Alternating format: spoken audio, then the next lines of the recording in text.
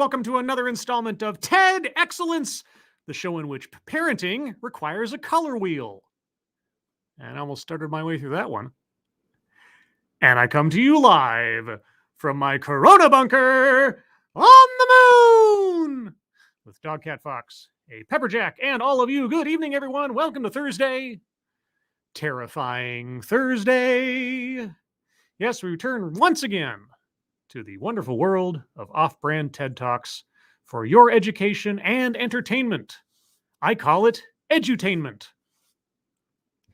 I made that up all by myself. Hope you're all doing well this evening. Before we get into the title, who is joining me this evening? Nothing to see here. Matt Barnes, hello. Jaeger Pony, Point Curation. Let me get this here because if StreamYard will let me. Point Curation, thank you so much. Hope everyone is having a nice week so far. Thank you, Point, and hello. Noah Asensio, hello. Keeverdam, hello. And then chat jump because, of course, it's Sad Kitty, hello. Oh, where did it all go? Come on, YouTube, be nice to me today. I got people to say hello to. Eric Peters, hello. Vera Vashmanai, hello. Mike R, hello. Jamie Milquist, hello. Nobody Not Me, hello. Burgid, hello. Attack Alpaca, hello. Let's see. Resolute Germ, hello. Lizil7, hello. Or Liesel? I want to get that right. Let me know. John Gamesman, hello. Nobody Not Me. I think I already said hello, but hello again. Ryan R. Who else? Green Death, hello. His Kitten, hello. Frosted Glass, hello. Shane, hello. No One Nowhere, hello. Pink Kyle, the Driving Ape Man, hello. Yes, you have arrived. But did you... I'm not going to say it. And thank you, Tack Alpaca, for the Dancy, how's it going, Dog Cat Fox. Oh, Dog Cat Fox. Wowie fucking wow. Oh, Dog Cat Fox. He's always so excited. Thank you, Attack Alpaca. So, what are we doing today? Well, if you can believe it, the title of this one was enough for me to get excited. Very excited. My kids aren't white, but I am. How should I confront racism? I don't know. How should you confront racism? Because your kids don't look like you do. I can't wait to find out. I'm always wanting to learn new things. Maybe here's a thought.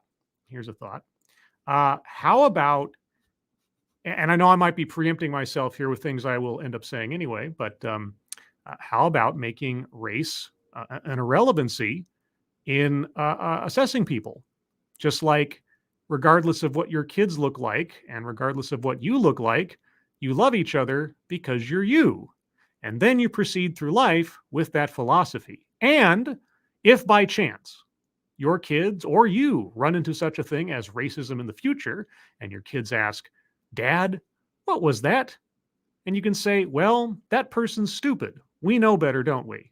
Let's move on with our lives. I don't know. Maybe I'm just all pie in the sky about it. I suppose we'll find out together. And we'll find out together using the bingo cards. So get your bingo cards ready. We're using bingo card B as in Burgundy. If you would like to join in on voting for the bingo card of the episode, be sure to follow me on Twitter when I will post the poll for such things on Thursday, usually in the morning. The links to the bingo cards are in the description. So with all of that, I'm going to start off with a few seconds for sound test. This comes in at just under 10 minutes, so not the longest TEDx ever. Apparently Sydney, I'm assuming Australia, and brought to us by Microsoft. So there you go. Anyway, let me know if you can hear this, and then we'll proceed. If I hit the right button. Hit the right button. There you go. Hello. Hello. I'm Josh Pike. I'm a musician. Hi, Josh Pike. Okay. Have I got my buttons down today? Yes. Okay. I just want to make sure. The space bar is supposed to start and stop the video, and for a second there, it wasn't doing that. You guys hear that all right? Sounds good, Sir Scribe. Thank you, Jaeger Pony. Eric Peters says, oh my God, Dr. CRT is going to ban this. I don't know. But anyway, all right. So everybody hears it. We got the red circle. Ooh, with a big X imprinted on it. Ooh, I don't think I've seen that before. X marks the spot. And yeah, those are some jeans. That's all I'll say about the dress for now. And an author. I'm a husband and a father. And as you can see, I'm a white guy. What? I guess. Tell me why I should care. And I wanted to talk to you today about something that happened recently. And it's a hard story to tell because it isn't flattering. Oh. It made me realize that in a particular aspect of my life, I've been entitled and oblivious. Ooh, entitled and oblivious. Ooh, that's edging close to privilege. Let's see. I get my bingo card ready. Let's make sure. I'm gonna go over the bingo squares. I don't usually do this at the beginning of the show, but how about just for review? Anecdote that probably never happened. Now remember, these are things to watch out for those of you that might be new here. Self-vilification or wretchedness. I have a feeling we're going to get there. Systemic institutional, maybe. Weightless example, not yet. Word salad, not yet. Leaves out vital context. Collectivizes own demographic. I think we'll probably get there. White supremacy. I think we might get there. A list. Privilege. Probably. Sales pitch for product or service. No. Plays victim. Possibly. Attempt to coin new buzzword, buzz phrase. Not yet. Wage gap. No. Patriarchy. Feminism. Mind reading assumes motives. I could see it happening. Diversity, equity, and inclusion, one of the three, certainly. Marginalize, marginalization, perhaps. Make something about race, sex, etc. for no reason. Remember, guys, it has to be an absolute non sequitur that is highlighted as being important, but then never really goes anywhere. Remember that one. Childhood or family anecdote. If he's going to be talking about his kids, as the title suggests, then probably. Contradicts own point or argument. Benevolent condescension, and microaggressions, unconscious bias. So keep your ears open for those, and let's go on. And it made me question what I see as my most important role, which is that of a dad. And I happen to be the white dad of half Vietnamese kids. Aha. Okay, well, I'm going to take that as childhood or family anecdote. So circling that one on the board as soon as I select my circle and select it to be green as tradition. Okay, so childhood or family anecdote and circling free space on reflex, I should say. All right, so you are the white dad of half Vietnamese children. Okay. Now, for many people listening, this will be a really familiar story, and that is obviously the problem. Oh. But as a white person growing up in Australia, this situation that I'll tell you about wasn't familiar to me at all. Okay. And it's not as though I thought racism was a thing of the past. In fact, I think of myself as somebody that recognizes racism and actively tries not to contribute to the harm that it causes. Except I have a feeling that in your attempt to help, you're only contributing. But I'm just guessing. Don't know yet. I'm just guessing. But it's really easy to be oblivious to something when it isn't directed at you. And that So, have you, I don't know, gosh, have you been alive for the last, say 10 years or so specifically? Not directed at you? Okay. That obliviousness or complacency can cause a lot of harm too. And I share my world with my wife and my kids. This kind of thing still happens in their world all the time. So what actually happened? Okay. Well, we were going on a family hike to the Royal National Park, and I was really excited about it. Okay. But when we got there, we saw a sign pinned to a telegraph pole, and it was a pretty graphic image of a beheaded and skinned deer. Okay. Please don't tell me you're going to show us that picture. I don't want to see the picture of the yucky deer. There were two. Oh, you are showing the picture. I don't want to see the picture. Oh, man. Asian men in the image. I've scribbled their faces out here, but they weren't actually scribbled out in the original. And it was a sign warning against illegal hunting in the national park. Take it off the screen.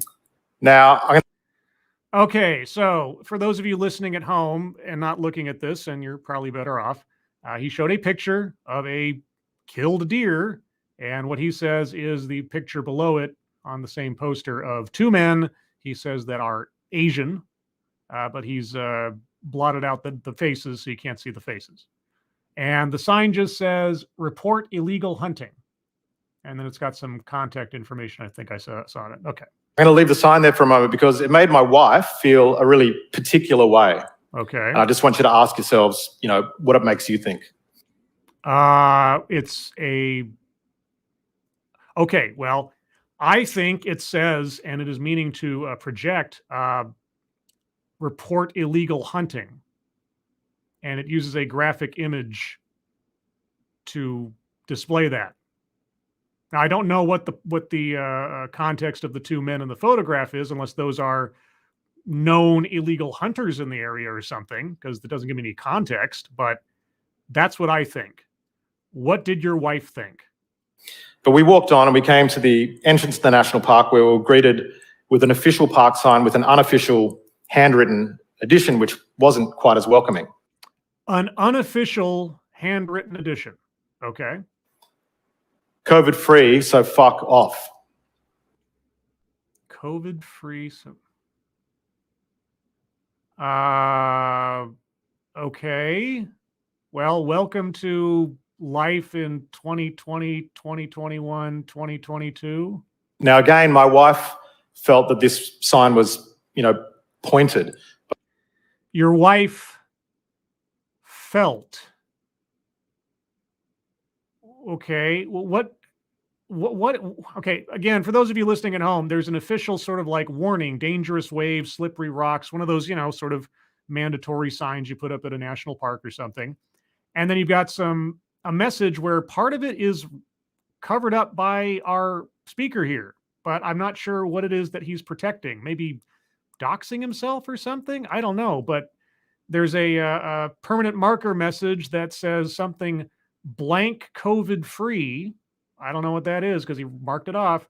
So fuck off, away from here, thanks. Why aren't you giving us the full context?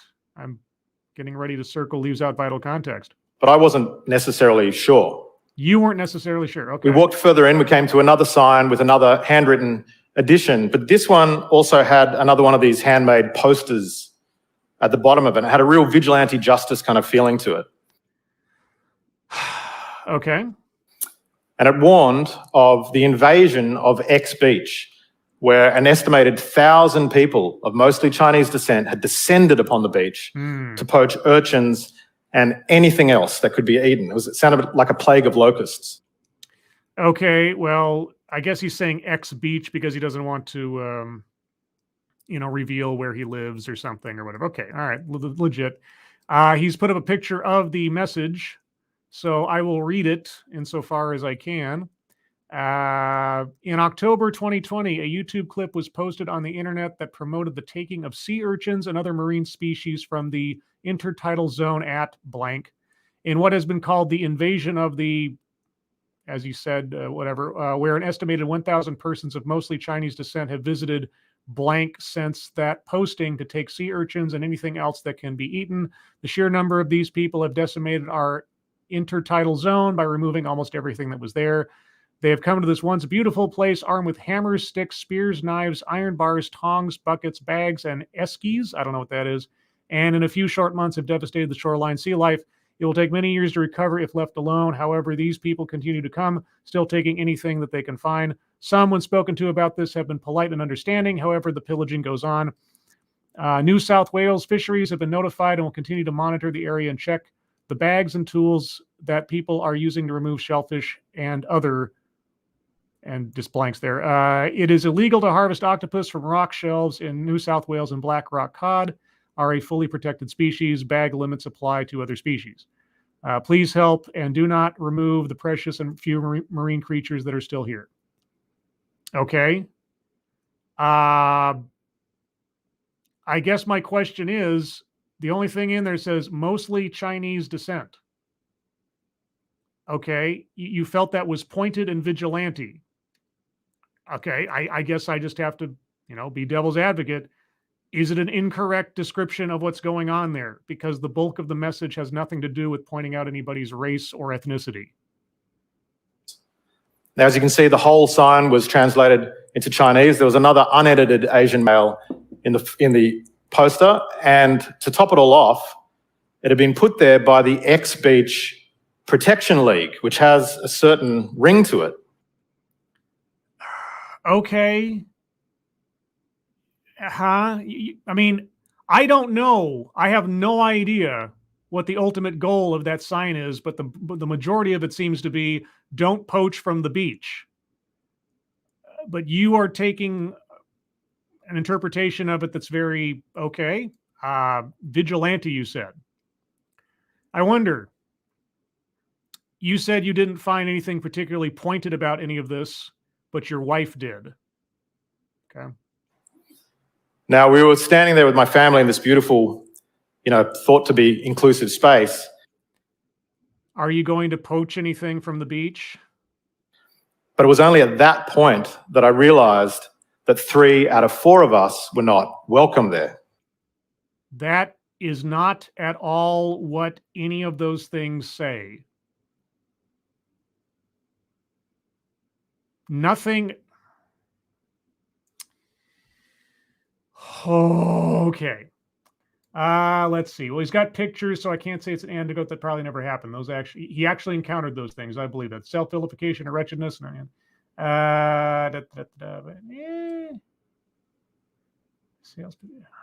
Okay. Could go for mind reading assumes motives. Yeah. I'll wait a bit. I'll wait a few minutes. I want to give this a bit more room. Now, from the very first sign, my wife had felt unsafe.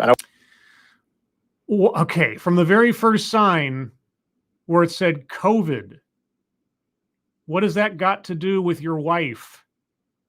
It wasn't just because of graphic images or aggressive swear words. Oh, sorry. The first sign was the poaching one. Don't poach.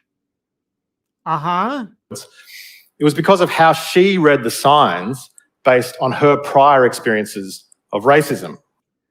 Right. So she projected her own thoughts onto the sign. Okay. And again, this is nothing new. I suppose not, if your wife is looking for reasons to be offended and be fearful all the time, everywhere, in all things. But the point is, the way I read the signs meant that I didn't fully get it until the 4th. You didn't get it until the 4th. Okay. It's not that I couldn't see how she thought the signs might be racist. It was that I naively didn't give nearly enough weight to how threatened or vulnerable these signs would make her feel, particularly with our kids present. What did she think was going to happen? Were you going to poach animals? Were you, I don't know, COVID positive? The majority of that last sign you read, or didn't even read, honestly, you just told the audience what you said it said, had nothing to do with anybody's ethnicity and pretty much just described the events and people walking away from the beach having poached marine life with tools and weapons and things. Are you going to the beach to poach marine life with tools and weapons and things? Then I don't think that sign applies to you. And they translated it into what you said, Chinese, what, just to offend somebody? Was there a reason behind that, perhaps? That wasn't inherently, okay, all right. Thank you, Poker Pierce, stopping by. Hope all is well. Scribe and chat. Thank you, Poker. Appreciate it. Okay, so your wife decided to take offense and be scared, and you, I assume, were guilted after the fact for not being more sensitive. Okay. And in that moment, I was angry at the sign writers, obviously, but in that moment where your wife told you to be upset. Yes. Okay. Mostly I was deeply disappointed. I was disappointed that this was clearly so familiar to my wife. I was disappointed that my kids are now being impacted by this. Yeah. You know why your kids are being impacted by it? Because your wife specifically and you went nuts over nothing. Things that had nothing to do with you. You got 2 signs that are warning off of poaching, and you've got a magic marker sign that's saying they don't want COVID in the park or the beach or something. Thank you. This is Kyle. Did he think racists would swoop down upon him and his family, false accusing them of poaching? I don't know. But apparently his wife decided to take anything that makes any reference, either visually or otherwise, to either, I don't know, she's Vietnamese and she sees something that's in Chinese, and that means that she's not safe in that park. Okay. And I was really disappointed in my own naivety. Okay, I'm going to circle self-vilification or wretchedness, because if we haven't already hit it, we're on the edge there. I'm going to also circle mind reading assumes motives, because apparently, Ranger Smith of Jellystone National Park was going to descend on them and like attack them with Yogi Bear or something. My wife and I have been together for 17 years. Uh-huh. She's my rock. She's my life partner. Uh-huh. We're a biracial couple, so it's not as... Uh-huh, as if that should make any difference in the world to anything. It also sounds like she's your flash drive conscience for things that aren't worth worrying about, but okay. So the issue of racism is something that's just dawned on me. 17 years. I guess I'd have to wonder, if you've been with her 17 years, you got 2 kids with her. If such thoughts, if such paranoias were so prevalent in your wife's mind, this could not have been the first time, especially if she's going to be, looking for dangers where there are none, that she has become sensitive to something that you at first did not realize. So why, after 17 years, were you not as sensitive as your wife? I guess that's my first point of confusion, that somehow you either didn't notice your wife's reaction or you did not have the same reaction because you've been with her 17 years at this stage of the game. Sarah's super intelligent, way more educated than me, and we... I grovel before her magnificence. Speak really robustly about everything, including racism. But it's very different speaking with her, a mature and capable adult, about her experiences of prejudice, and then seeing my kids, who are inherently vulnerable and in need of protection, experiencing the same thing. And I'm... No. Your kids did not experience anything. Okay? Your wife and their mother's paranoia probably imparted upon them a sensitivity to something that did not require sensitivity. That's what happened in that instance. I can't speak for anything else because this is the only example you're giving us so far. But in that instance, your wife's overreaction to otherwise benign things and deciding to interpret them as threats against her and her children over their ethnicity, that's what did it, if anything. Disappointed to say that it took seeing my own flesh and blood experiencing something like this to see how easily somebody like me can unwittingly diminish the impact that racism can have because it may at first seem incongruous or intangible to me. Nothing happened. Nothing happened. You took what was otherwise going to be a day at the beach and you and your wife turned it into some kind of, I don't know, attack pattern delta or something over your family. It makes no sense. You made that happen. If you and your wife had not dwelled on these things, which did not apply to you, you could have gone through your day with your kids and had no problems. Good gravy. I was disappointed.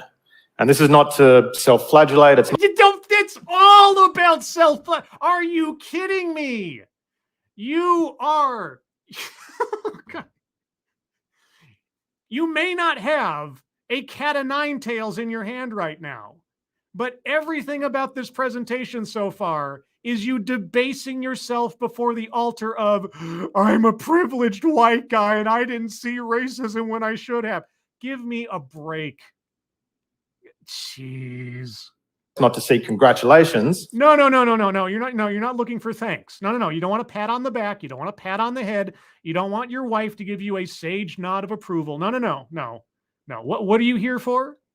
It's to acknowledge a work in progress. Acknowledge a work in progress. Are you the work in progress? Oh, well, okay. Well, if that is what you're implying, I don't know, but I'll find out momentarily. But let's say it is. I would love to know, how racist are you right now? Because when Sarah and I first got together, she never wanted to go to the pub. And I love the pub. But she said that as an Asian person, she didn't feel particularly welcome in those environments. Boy, your wife seems to not feel welcome in a lot of places where there doesn't seem to be any real reason why she shouldn't feel welcome. I wonder if this might be another one. And I'd try to make her feel better. I would say, well, I'm sure you're wrong. I've never seen anybody be racist to you. I'm sure that I would have noticed something like this. Uh-huh. More recently, a colleague that she was friendly with made a comment that she found to be obliviously or casually racist. Oh, okay. Well, that's a microaggression if I ever heard it. So yeah. God. You know, I hate to tell you this. I think your wife may be looking for monsters in every corner. But I questioned her instinct about whether or not that was actually a racist experience at all. Yeah, well, without knowing the details, that might not have been an unwise thing to do. Maybe try to calm your wife's paranoia over racists in every corner of the world every time she walks down the street. Maybe the person wasn't being racist. Maybe they were just being a jerk. Yeah, well, that's also possible. Without knowing what was supposedly said, I can't say. But yeah, some people are just jerks. And the truth is, yeah, I've been guilty of sometimes trivializing my wife's experiences of racism by alleged experiences of racism. Thus far, you've given us no evidence that she's been the victim of any racism. Now, I can't say that in her entire life she hasn't been, but I only have what you're presenting. And so far it's been signs that say nothing other than don't poach here and having an aversion to COVID, and that she didn't feel comfortable going to a pub for unspecified reasons, and that a coworker said something that she decided to interpret as racist.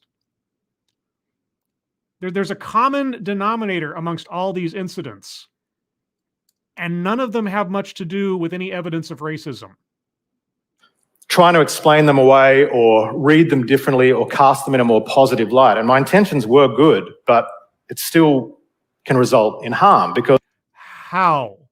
How was your wife harmed by you questioning her paranoia? Because the fact is, the inherent privilege that I have... Oh, privilege! Privilege on the board. Well, that was easy. Okay, so far on the board, guys, we have circled self-vilification or wretchedness, privilege, free space, mind reading assumes motives, childhood or family anecdote, and microaggressions, unconscious bias. I'm going to back up just slightly because I did cut them off there. Still can result in harm because the fact is, the inherent privilege that I have as a white person actually allows me to choose not to see things in a racist light. Also going to circle collectivizes own demographic just then as a white person. So I got that one there. Thank you, Officer Buck, Tud Russell. Hey, Snibbles. Hey, chat. Hey, Officer Buck. How you doing? Hope you're doing well. Okay, so I'm going to back up again just a little bit. Sorry about that. Allows me to choose not to see things in a racist light. No. No, you can decide to see things in a racist light as much as your wife does. Nothing is preventing you from doing that. You can do that. And you know what? Your wife can too, because every example you've provided so far, at least so far as you've presented them, has no tangible basis in reality and has everything to do with your wife's seeming oversensitivity. She can choose to ignore bullies, even if everything there was somehow meant to be targeted at someone because of their race in a racist way and not in a factual way, then your wife can ignore it. Was this the first time you'd gone to that beach? I don't know. Anyway, thank you again, Officer Buck. Amazing how his explanation of privilege sounds like a humble brag. Just a little bit, doesn't it? You know, it's often the case that every time I hear somebody confess, you know, the advantages they have being a white person, I have to think to myself, so they believe in their own white power then? They're not directed at me. How do you know? Were you going to poach anything? Then they were directed at you. I haven't experienced prejudice of that nature. And Oh, you haven't? Oh, you mean aside from saying that as a white person you have privilege, et cetera, et cetera? Well, hey, there you go. You just did it to yourself. You did it to everybody in the room. You just accused everybody in the room of inherently having advantages because of their skin color. And that they are somehow, meant to be held guilty for that? Or they have to be apologetic for that? Or they have to, I don't know what. What would you like to do with that comment? You see, every time you generalize on the basis of skin color, my friend, you are promoting prejudice. What image of white people do you think your children are going to possess as you go forward with this way of thinking? How do you think they will look upon others simply on the basis of their skin color because of what you are preaching? It's all prejudice when you whittle things down to skin color. If you can believe it. I haven't experienced prejudice of that nature, and I don't want it in my life. Too late and self-chosen. And so at times I've been guilty of choosing not to see it that way. But of course, my wife and my kids can't just choose to see a racist situation. Because of their race? Oh, yeah, let's not put any prejudice out there or anything. In a different light, because that racist situation. What racist situation? Nothing you have brought up so far is a racist situation. It is, at best, interpretive, and that's being generous. So what racist situation are you talking about? Puts them in a vulnerable or a threatened position. Thus far, it has been an elective position. Now, that day after the national park, we wanted to talk to our kids about racism. What, you wanted to? Boy, sorry for my pause game here. This guy is really starting to hit my nerves a little bit. But yeah, okay, you wanted to talk to your kids about, let's sit around the dinner table. What should we talk about tonight, kids? Oh, let's talk about cartoons. Let's talk about what you're doing in school. No, we really want to talk about racism because it's really important we talk about racism. It's really important you understand what my skin color means and what your skin color means. It's really important. Very, very important. Now, that day after the national park, we wanted to talk to our kids about racism. We asked them if they thought that they'd experienced it. Do you think you've experienced this? Gosh, I don't know. Will small children, and I'm assuming they're small children, or relatively young, do you think they'll say something that would make mommy and daddy happy with them?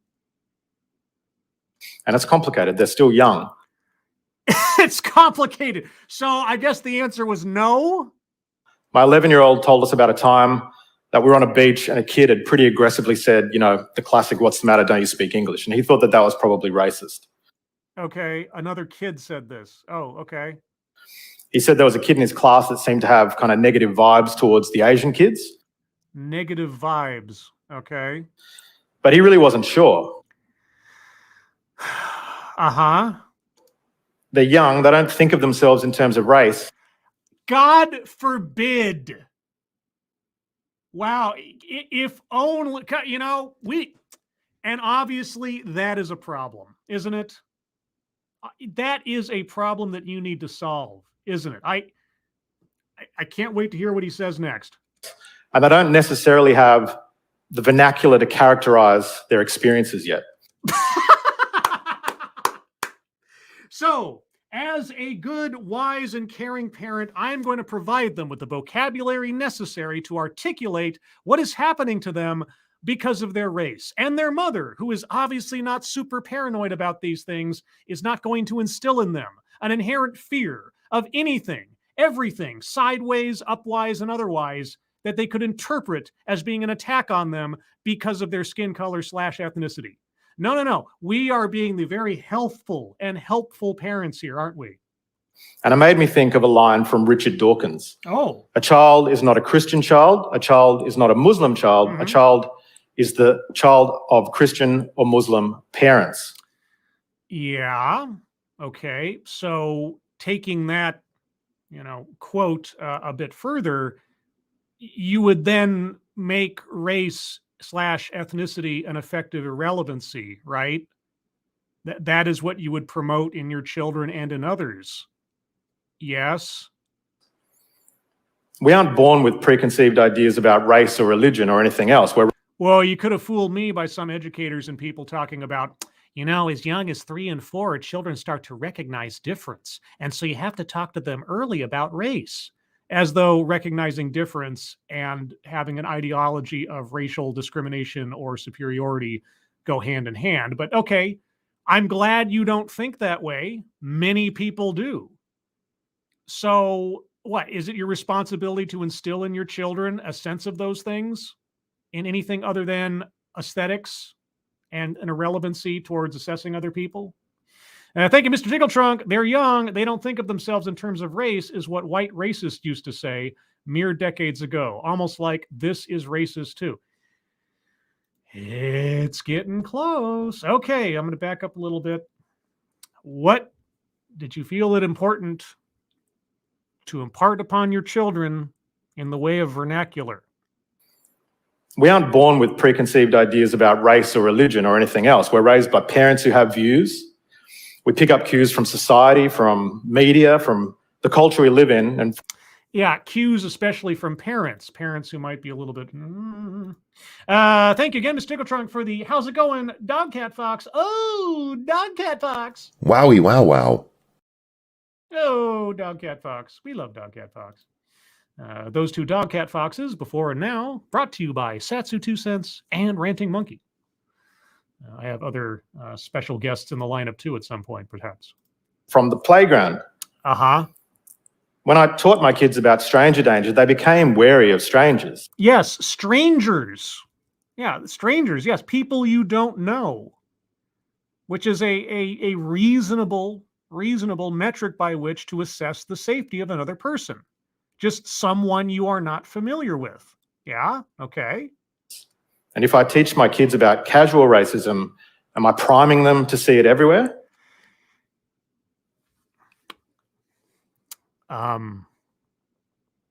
Let's pause for a second. Everyone, if you educate your children on casual, some might say interpretive racism, are you priming them to see it everywhere? I wish I had a sound clip of just like someone screaming yes over and over. Maybe I should find that clip from When Harry Met Sally, Meg Ryan in the diner. That'd be great. I should get that just for like a stinger for answering a question. But yes, the answer is yes. And if the description of your wife's reaction to things is any indication, the answer is yes. On the other hand, I know now that it's incredibly important that they learn to trust their own instincts. No, are they going to have any instincts that you are not going to drill into them with this amount of paranoia? What do you mean by their own instincts? They don't think of themselves in terms of race, right?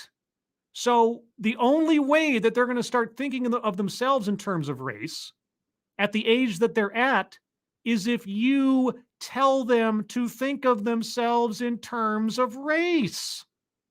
When it comes to racism, without having those experiences trivialized.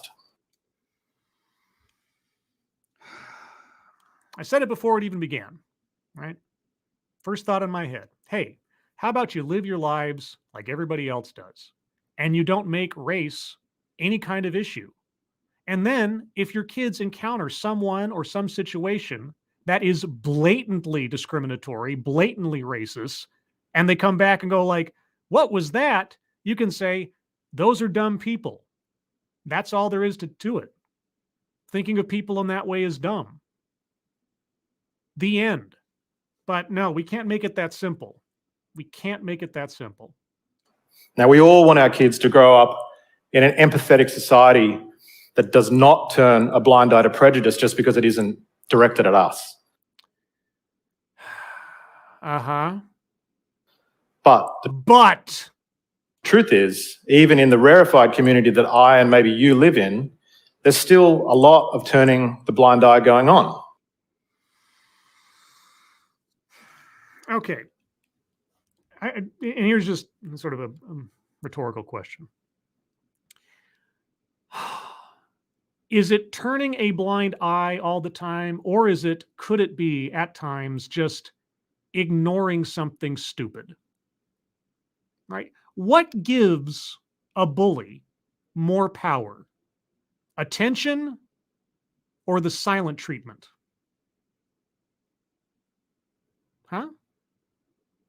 It's just sometimes, my friend, a blind eye and shunting away such actions and such people is the best way to deal with it.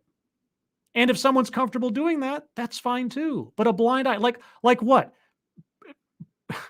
Flyers discouraging poaching. Should I turn a blind eye to poaching? Should all the little creatures of the fields be just sort of ignored? Take those posters down because you find them offensive?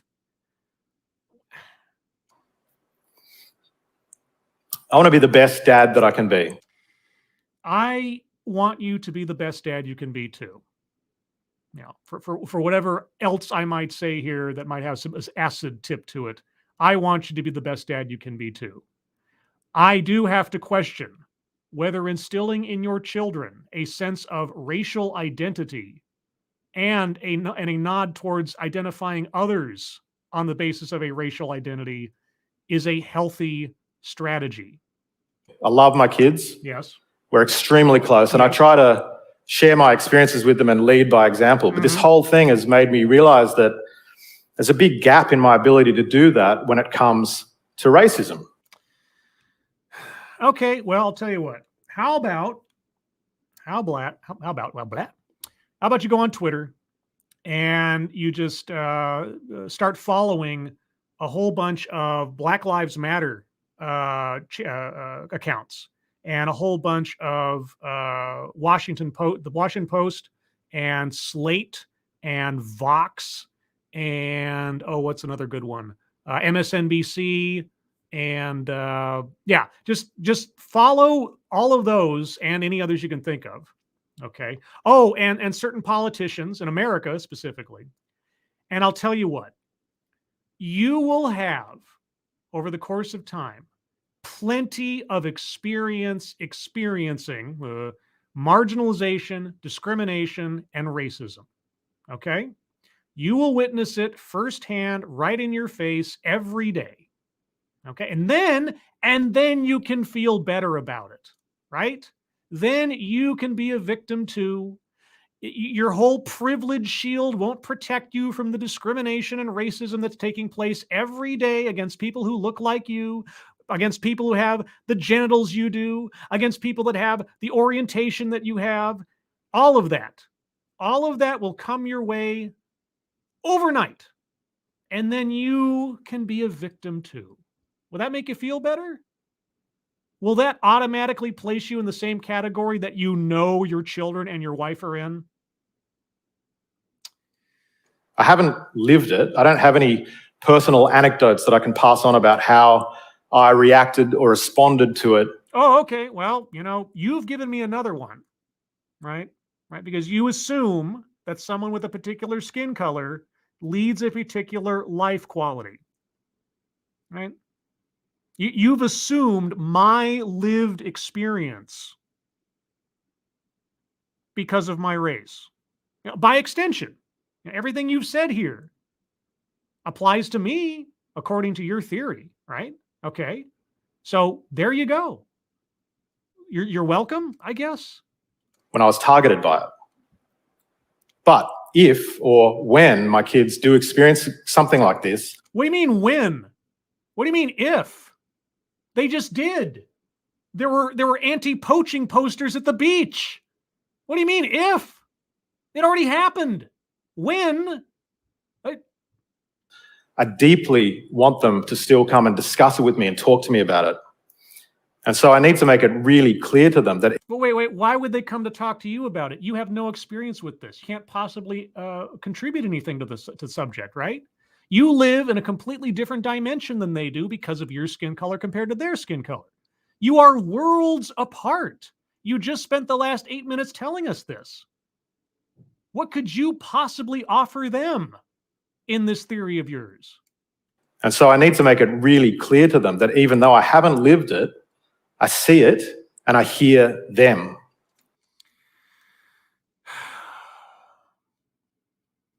And yet, in that same statement, you live a world apart from them, separated by skin color. You are the one galvanizing that notion into their minds going forward. That there is a rift, an insurmountable rift between you and your own kids because of skin color. That's what you are telling them about you and anyone who looks like you. And as they grow up, I wonder what else they're going to need from me in regards to this. And the truth is, I'm still not sure. Honestly, I hope nothing. I hope nothing. I hope your kids are smart enough and strong enough to look past, shrug off, and otherwise move along in life without dwelling on things that do not need to matter and that are universally unpopular these days. I really hope that it never comes up. I really do. But I feel like I'm reading the signs better. Yes, if you read between the lines of a cookbook, you can find all sorts of magical realms of reality. The conversation is in full swing, and my wife and I are navigating this path together. Are you really together? Because it seems like she's really taking the lead in every instance. Thank you, Frosted Glass. No one likes giving the deer and the urchins talk. Now, boys, there's going to come a time in your life when you're going to come across a doe, a deer, a female deer.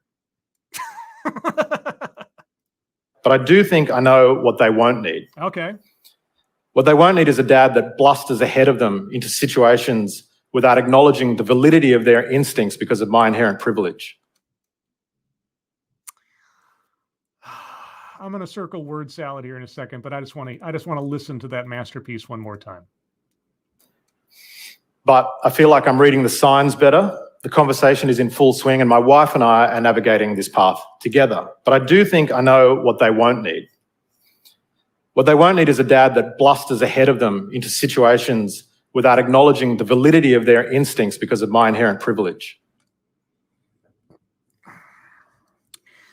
If your privilege is inherent and your privilege blinds you to such things, how will you ever know that they are there? I'll say it again. If your inherent privilege, inherent because of your skin color, blinds you to subtle/casual racism, as you so described it, then you will never see it unless or until someone else points it out to you, correct?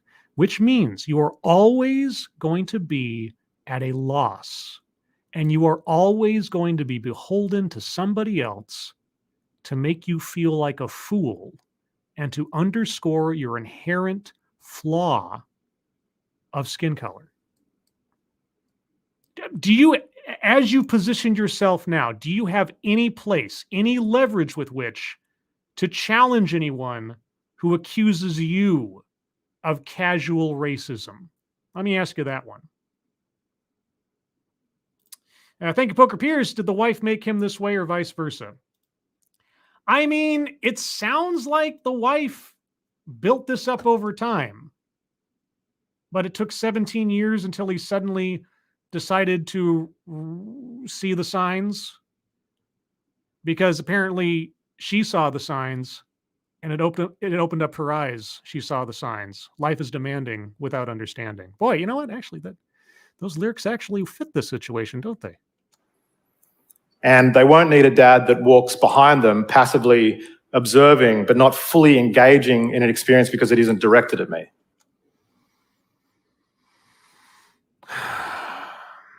All right, so what are you going to do? What are you going to do?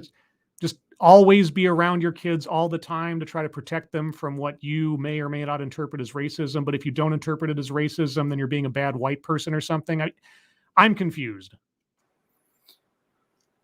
The standard that we walk past is the standard that we accept. The standard that we walk past is the standard we accept.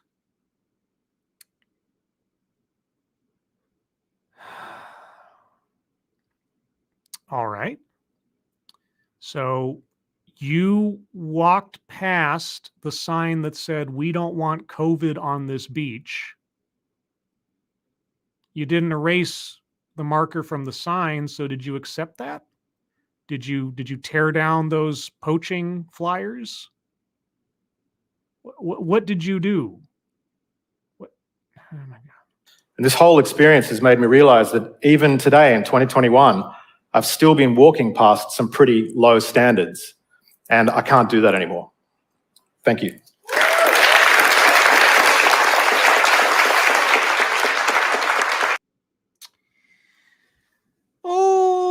Okay.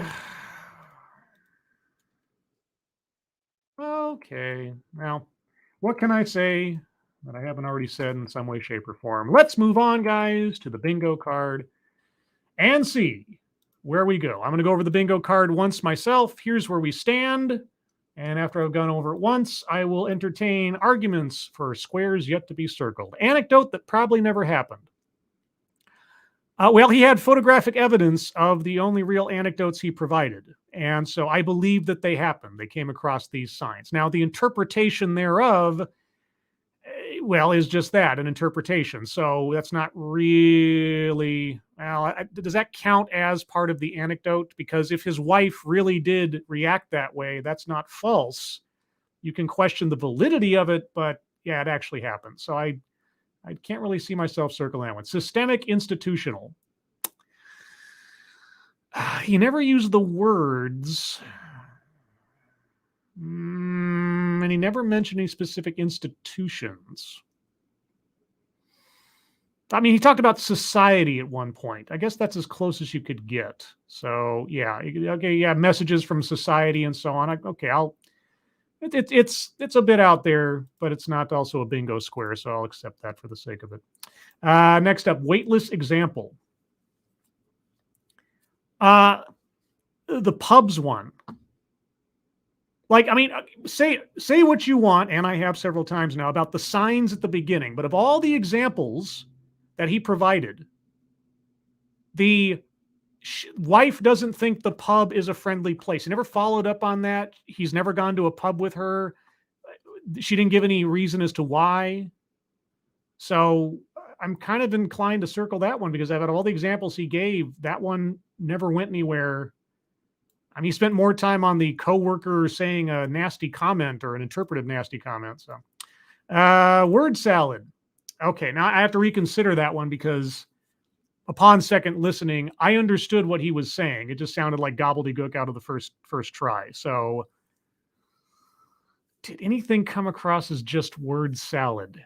Not necessarily. It doesn't have to be, stuff that isn't convincing. It just has to be, practically gobbledygook. And I don't think there was any gobbledygook there. I'm not sure about that one. Leaves out vital context.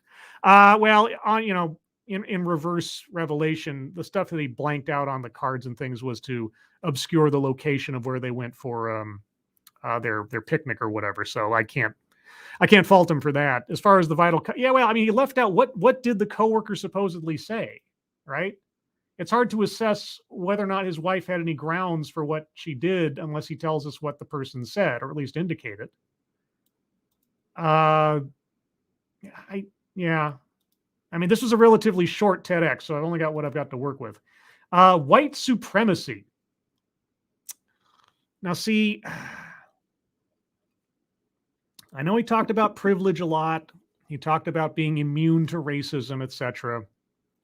But white supremacy is a very specific notion, and don't know that he actually crossed that threshold. I'm happy to be argued with on that one, but even in aggregate, I don't know that I can clearly say that notion came up. But I'll leave it to you guys. A list. Okay, and this has to be a formal list. It has to be like either he goes like, I've got 5 of this, or I got 3 things to tell you, or here's a cue card with like bullet points on it. And there wasn't a list that was a part of the presentation. I know I'm being much more strict about that one now, but I've been very loose in the past. Somebody just listing off things does not make a list a part of the presentation, right? Like 5 steps to this, or 3 ways in which you can, that kind of stuff. Sales pitch for product or service. I was surprised. I was surprised that he wasn't a part of some nonprofit or something, or he wasn't going to recommend some organization. So no. Plays victim.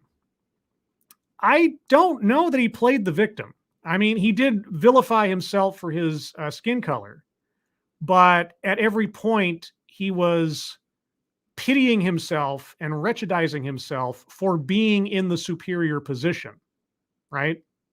So I don't know that he was playing the victim. Now, he might be a victim of his wife's paranoia, but that's a whole other thing.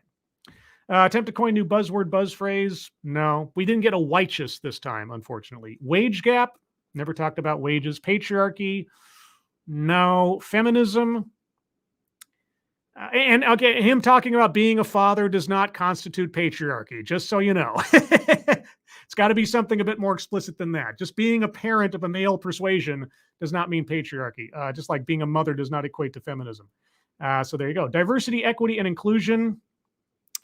I mean, maybe in the reverse. I don't know. He never said the words. Marginalization. I am going to circle that one because he talked a lot about, justified or not, his wife's presumed experiences and his kids getting teased and that kind of thing. So I'm going to circle that one. Make something about race, sex, etc. for no reason. No, he had a reason. Again, justifiable or not, he had a reason to bring up race. I'm trying to think if there was any non sequitur subject matter in this. And that's not to say, leaves out vital context, but something that was just brought up as though it were important and never tackled again. I don't think so. He didn't inject any other big topics or big notions into this that he never followed up on that I can think of. Contradicts own point or argument. Yeah. I've never faced discrimination before. I don't face this as a white person, etc. And then proceeded to tell us what it is like to be a white person, or what white people are or are not inherently possessing of, etc. Yeah. You don't do yourself any favors by promoting racial stereotypes and saying that you're immune to racial stereotypes, which is in and of itself a racial stereotype. But anyway, benevolent condescension. Yes. He needs to tell us all just how pitiful he and everybody else is. Yeah. Okay. Well, that is as I see it right now. I don't see any mystery or stealth bingos I've missed, right? Okay. So if you guys have arguments for squares to be circled, and we could get a bingo out of this. I've seen good arguments come out for sometimes for some of these things. So if you have an argument for a square to be circled, put it in the chat now. Be sure to tag me in your comment so I can see it more clearly. I'll scroll up a bit to see some other things in the meantime. Spud Gun, what did the coworker say? What happens with pubs? Yeah, we don't know. He never said. So for the sake of leaving out vital context, yeah, that's what that is. Liesel says he didn't want to dox the park. Yeah, that's also true. Let's see. Lexi Mad says to Bridget how to have a positive racial identity. Yeah, remember that one? Yeah, I went through. How many broadcasts was that back now? It was a few. Was that a Sunday stream? It was, or was it I could have been a TEDx. Let's see. Okay, Peter Silak Hades 313. He said white privilege a lot. That implies white supremacy. I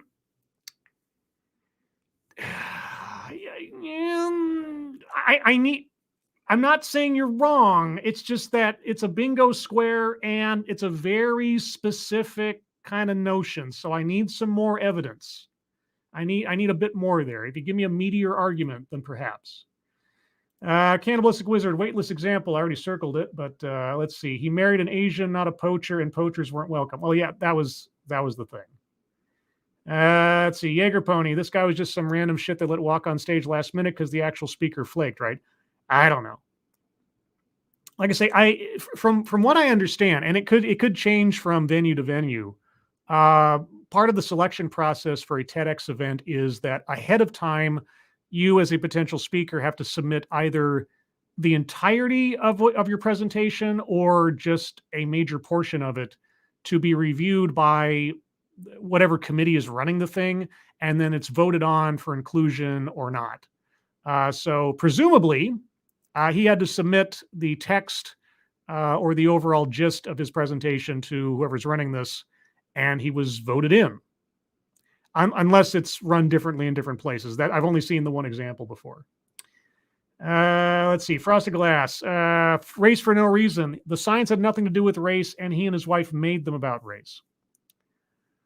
The only reason I'm going to push back is because that second sign did mention specifically Chinese people. Now, so there was, at least in that instance, a reason. It's not a justifiable reason in my mind, but it was a reason. It wasn't out of nowhere. It wasn't a non sequitur. That's the thing. Now, his wife deriving offense at images of two Asian men on the first poster and then mentioning Chinese people in the third sign or whatever, that is on her, but it wasn't for no reason. That's the line of demarcation, and I don't think it reaches that, unfortunately. Gulf City Johnny Blaze. Plays victim on the counts of his wife saw a COVID sign and thought it was a racist against her. Well, he said she did, and then he later changed his mind on her behalf. So the wife playing victim. Oh, okay. Yeah. Okay, you know what? That's fair. In that instance, of all the things that he brought up as examples of what happened that day, that one has the weakest foundation on which for his wife to have had a problem. So yeah, I'll go for that one. All right. Good call. Let's see. Spud Gun, Scribelight anecdote. The coworker, there was no backup to that, so I'm going to say it didn't happen.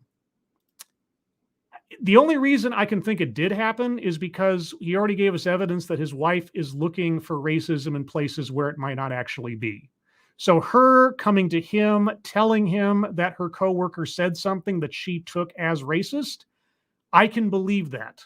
I can believe that on the basis of this presentation to begin with. So I don't know if it happened to her, but him telling the story of his wife coming to him about it, that I believe. And like I say, the coworker saying something that she decided to take in a bad way, I can believe that happened, given what he's told us about his wife. So, Peter Salikades 313, to say a white person can't experience discrimination is insane. That's like the whole black people can't be racist thing. It's moronic. True. It's also a racial stereotype. Check your logic. That was a Wednesday stream on July 8th, 2020. Check your logic. Just a search on my channel for that phrase. Was it really that long ago? Wow. Seems like yesterday. Holy cats. Oh, yeah. Kiever Dam, too. Yeah, July 2020. Yeah. All right. Let's see. Oh, yes. And Kiever Dam wants to remind us of his kittens GoFundMe and Angry Illinoisians GoFundMe. I will try to put those up on the top of the chat now. So yes, if you take a look, if you have a chance at those GoFundMes, both Kitten's family and Angry Illinoisians family could use your help because of some things going on in their lives. You can take a look at the GoFundMes there for details. And let's see. Okay. Well, I don't see any other arguments for squares to be circled. I'll give it another minute here or two because this was a relatively short TEDx tonight. Just as a programming note, I'll be doing my regular Sunday stream this Sunday at 8 a.m. Pacific, 11 a.m. Eastern, where I will talk about a thing. What thing will that be? I don't know yet. I usually decide Saturday night, so it'll be a surprise. To find out what I will do and when I will do it, be sure to follow me on Twitter. Link in the description. Any other arguments for squares to be circled? Let's see. Frost Glass, but only one sign even mentioned Chinese heritage. The others never mentioned race. COVID and deer signs never mentioned race. The deer sign had pictures of two, he said, we can't see it because he crossed it out, but two Asian men. And I don't know what the context of showing those guys on that sign was unless I missed something on the sign. So there was, again, interpretive, abstract reason for her to, I guess, her paranoia to kick in. So it happened. Thank you, Keldrig, so much. Hey, Scribe, got nothing to say. Just wanted to send my support. Thank you so much, Keldrig. It's very generous of you. Appreciate it. And let's see. Anything else, guys? Bridget says, no, so anecdote that probably never happened. Okay. I don't want to miss this if I'm completely off base. Whoever has it, give me the complete anecdote that never happened argument and how we get there. Because his wife reacting the way she did, that I believe. Okay. Now, again, it doesn't have to be justified, but an anecdote that never happened, yeah, that happened. He has picture evidence. That's the basis of his whole thing. I don't have any reason to think that he's lying about that. So it's got to be a too perfect for words. I mean, and here's the other thing too. If our speaker was a guy, and again, I can only go off the evidence of the presentation, who was going to craft an anecdote to support his argument, the best place to have done it would have been with how he described his children's recitation of their encounters with people making fun of them. He could have blown those up and categorized them in no uncertain terms as racist events, but he didn't. He hedged on that. And so because of that, I'm willing to extend him quite a bit of slack in the believability realm. So I'm not saying it's impossible. I'm not saying there's not a good argument. I'm just saying that's kind of where I'm coming from. Spud Gun. He's relaying an anecdote, so it could be one big game of telephone, making the anecdote more unbelievable. Yeah, but how many steps backwards do I want to go in deciding whether an anecdote? I mean, it's not his wife giving the presentation, so yeah. Frosted Glass, but it was race for no reason. Even if his wife was offended by the signs, that never showed or mentioned race like the COVID sign. No. Okay, he brought up race in the presentation. Did he bring up race in the presentation for no reason? No, he had a reason. Again, the signs don't necessarily justify it, but it's a matter of, is this an element of the presentation without basis? That's what we're looking for here. Okay, not that some part of a story may or may not be, but did he bring up the subject of race in the presentation as a non sequitur without anything backing it? And he did. So that's what we're looking for. Keeverdam says, Scribelight, he said thought to be inclusive. Oh, did he? Oh, did I miss that? Oh, I apologize. Okay. So Keeverdam caught me on that one. All right. So circling that one. There you go. Let's see. And Lexi Mads, Scribbles, listen to the Ukrainian wrench. Now, how do you like your wrench? I don't even know what your heritage is. I assume. You see, every time I see your avatar, I think it's Marvin the Martian. I don't have any reason not to think it's Marvin the Martian on reflex, even though I know now it's not because I've looked at it before. But that's what I see. I see Marvin the Martian. Sorry. I hope I didn't offend you. Let's see.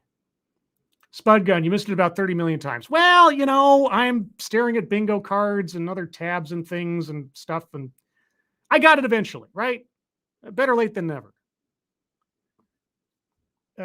Spud Gun, Kyiv is the Ukrainian wench. Oh, well, That's between you and her.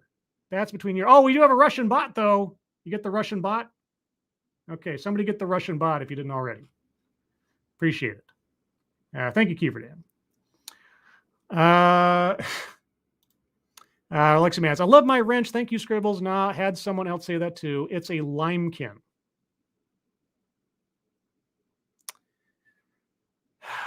All right. Well, on that note, now that I've suddenly learned that there is such a thing as citruskin out there, which I didn't know before, I think that's where we're at. We are on the precipice of several bingos, but I don't think we can get there. I don't think we can get there. Vera Vashmanai says a list of signs. I don't know. I just wanted to say something.